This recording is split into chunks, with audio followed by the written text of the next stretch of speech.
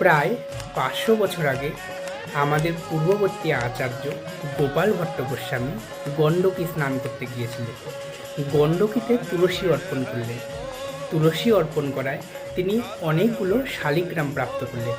সেই শালিগ্রামগুলোকে মনের আনন্দে তিনি বৃন্দাবনে নিয়ে আসলেন। কিন্তু বৃন্দাবনে নিয়ে আসার পর তার মনে বড় ব্যথা, দুঃখ। ঠাকুর, আমি তোমাকে শৃঙ্গার করতে পারি না মনের মতন। বৃন্দাবনে সবাই কত সুন্দর শৃঙ্গার করে, মুকুট পরায়, আভূষণ পরায়, তোমাকে সুন্দর ধুতি পরায়, বিভিন্ন রঙের ড্রেস পরায়, কিন্তু আমি তো শালিগ্রামকে এত সুন্দর ড্রেস পরাতে পারবো না। এই বড় ব্যথা। একদিন নৃসিংহ চতুর্দশীর দিন তিনি সারা দিন ধরে ভগবানের কাছে কাঁদছিলেন, এই ব্যথা জানাচ্ছিলেন যে আমিও তোমাকে শৃঙ্গার করতে চাই। তিনি ভাগবত পড়ছিলেন। ভাগবতের মধ্যে দেখেন প্রহ্লাদকে কৃপা করার জন্য নৃসিংহদেব খাম্বা থেকে প্রকট হয়।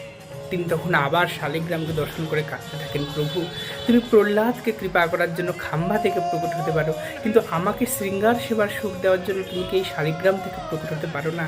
এই বলে সারা রাত ধরে গোপাল ভট্ট গোস্বামী কাঁদতে থাকেন। পরের দিন ভোরবেলা তিনি যমুনা স্নান করে মঙ্গল আরতির জন্য যেই মাত্র পর্দা খুলেছেন, বলিহারি ভক্তবৎসল ভগবান ভক্তের চোখের জল সহ্য করতে না পেরে ভক্তকে শৃঙ্গার সেবার সুখ দেওয়ার জন্য আমার কৃপা নিধি আমার ভক্তবৎসল ভগবান শালিগ্রাম থেকে 12 আঙ্গুলের রাধা রমন রূপ ধারণ করলেন। বলিয়ে শ্রী রাধা রমন লাল কি জয়, ভক্ত গোপাল ভট্ট গোস্বামী কি জয়, নিতাই গৌর প্রেমানন্দে হরি হরি বল।